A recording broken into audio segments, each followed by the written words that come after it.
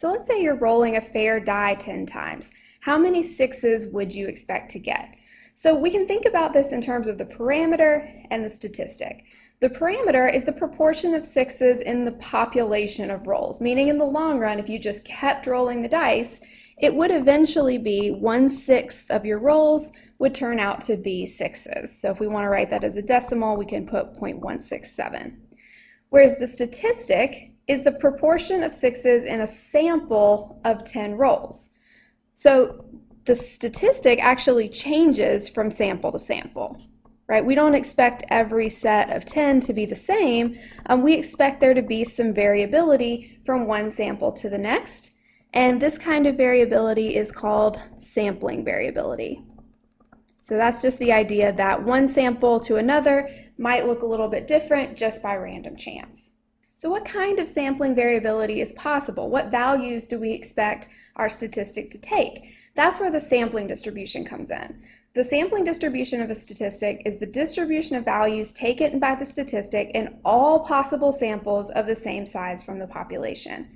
So we're going to actually use a simulation, just try it out, to see what values we would expect to get in this situation. So let's say we're playing a game where it's an advantage to roll 6s.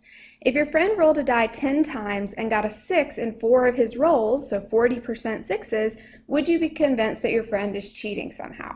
This is kind of hard to answer because it's hard to know off the top of your head how unusual 40% is, right? Obviously 40% is higher than we expect. We would have expected, 16.7%, so it's higher than we expected, but is it high enough to be convincing? To answer that question, we need a sampling distribution, and we're going to do that by rolling a die lots of times, doing sets of 10, just to see what kinds of outcomes are possible. So in a regular semester, I would actually have you do this. I would give everybody in the room a die, ask you to roll the dice 10 times, and then to record the proportion of 6s that you got. But because we're not all together, I'm going to use an applet to do that. And I made a tiny URL for this. It's tinyurl.com. 3000-1 proportion. So this is going to take us to the applet that we'll use today. So this applet actually uses spinners instead of dice, but that's not a problem because we can sort of set it up to have the parameter that we want. So here where we're putting in the probability, I'm going to put in 0.167. And I'm going to change the sample size to 10 because we're interested in what happens if you roll the dice 10 times. Okay, so you can sort of imagine here that the blue section on the spinner represents rolling a 6, and the pink section represents rolling any other number. So in the very first one here, it actually came out to 4 out of 10, or if we want to write it as a proportion, 0.4. So maybe it's not as unusual as we would have thought to get 4 out of 10. Let's do another one. I'm going to turn the animation off because it's a little bit slow. Oh, okay, so this one was really unlucky, 0 6s in this set. This one was 1 out of 10. This one was 2 out of 10. And 2 out of 10 again. Okay, so why don't you stop here for a second and think about it. If I were to keep going, what do you think this distribution is going to look like? So in particular, which proportions do you think are going to have the most dots? What do you think the range is going to be? Is it going to go all the way from 0 to 1, or is it going to be smaller? And do you think it's going to be symmetric or skewed right or skewed left? What do you think the shape, center, and spread are going to look like?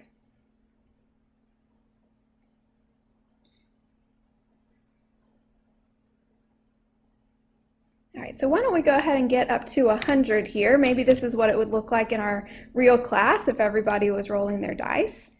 So the most common values are 0.1 and 0.2, and maybe that's not too surprising since the probability of a 6 is 0.167, so it's in between there. And it looks like it goes all the way up from 0 to 0.6. So not only do values of 0.4 happen, like what your friend got, but sometimes even values bigger than that. Let's go even further to get an even better idea of what this distribution looks like. So I'm at 100 right now. I'm going to go all the way up to 10,000. And the computer can do it pretty quickly.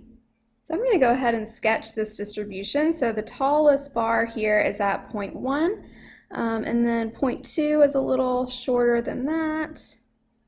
Here's 0 and 0.3. They're about the same height, I think.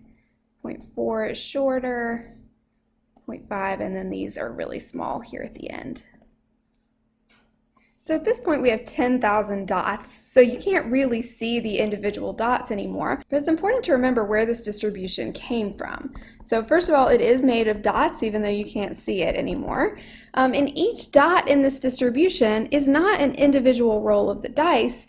Each dot is a statistic. So specifically here, each dot is a sample proportion. So it's rolling the dice 10 times and calculating the proportion of sixes, and that's what we're putting in the plot. So we've got our distribution of statistics here. Now we're going to go a little bit meta, and we're going to calculate some summary statistics to describe this distribution. So if I click summary statistics here, I'll get the mean and the standard deviation. And if you were following along and you didn't get exactly these values, don't worry, you can estimate based on simulations, but it doesn't always come out just perfect. Okay, so the mean of this distribution, the balance point, is 0.167.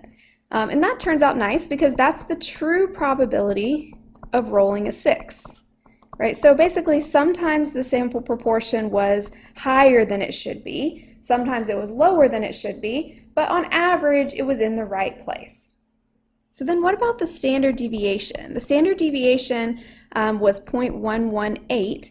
And usually standard deviations describe the spread of a distribution, specifically how far are the individual values from the mean. So it's doing the same thing here, except we're saying on average how far are the dots, which in this case are sample proportions, how far are those sample proportions away from the true value, right? On average, the sample proportion is like off from the true value by 0.118.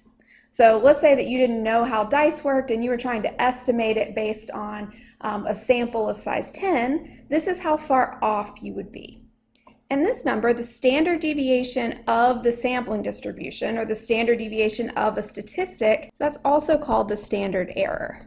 So the standard error is a special term for the spread of the sampling distribution. And we can use the sampling distribution to answer our question. If your friend rolled a die 10 times and got a 6 in 4 of his rolls, would you be convinced that they're cheating? So this is not that unusual here, to get 4 or more. So let's look at point 4 and count all the outcomes that are higher. Seems like it happens pretty often, and we can actually use the applet to count how often it happens. So out of these 10,000 repetitions, how often did we get 0.4 or higher? So about 7% of the time.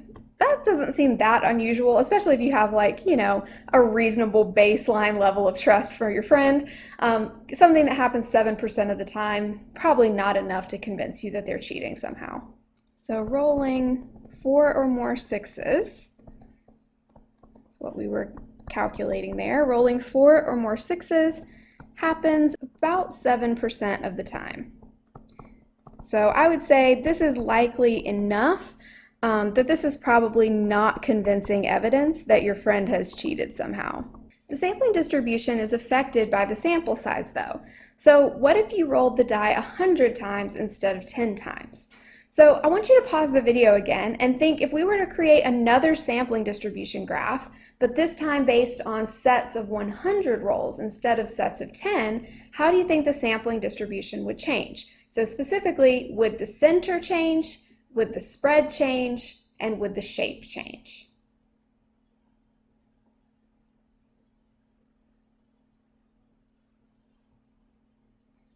So I'm coming back to the applet here, but this time I'm rolling 100 times in each set instead of 10. So it's kind of hard to see with the spinners there, but you can see this time 16 of them were successes, so not too surprising if the probability is 0.167. And we're marking 0.16 down here on the axis. And if we do it again, that time it came out to 15, 17. So you may be noticing these are all pretty close together. We're not getting any of those values like we were before, all the way at like 0 or 0.7. Let's go ahead and do a whole bunch of these. So now I'm up to 1,000. Let's go even further. Now I'm at 10,000, and you may be surprised by what this distribution looks like. So in a regular semester, students usually predict that the mean will be at 0.167 still. After all, that's still the true probability. And some people say that the standard deviation will be smaller, which it is when your sample size gets bigger.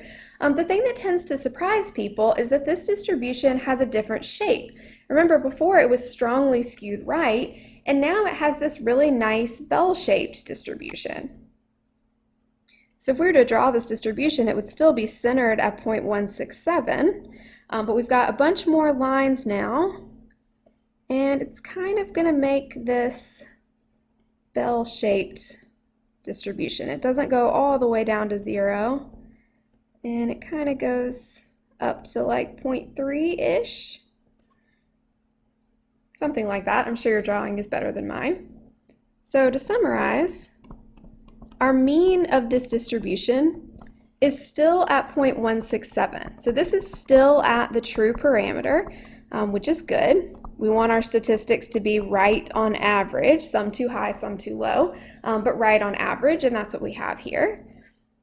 And then the standard deviation of this distribution, also called the standard error, is much smaller now, 0.037. So if we think of it as like how far off is the statistic from the parameter, it's much closer now. On average, the sample proportion is off by only 0.037, much closer than before.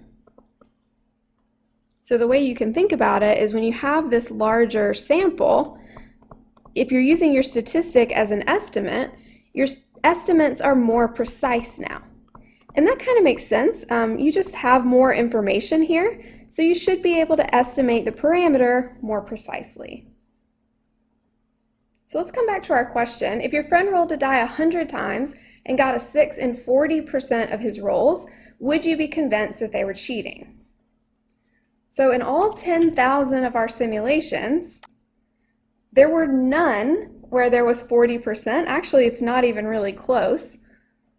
So this is a very extreme value here. Getting 40% or higher would be extremely surprising.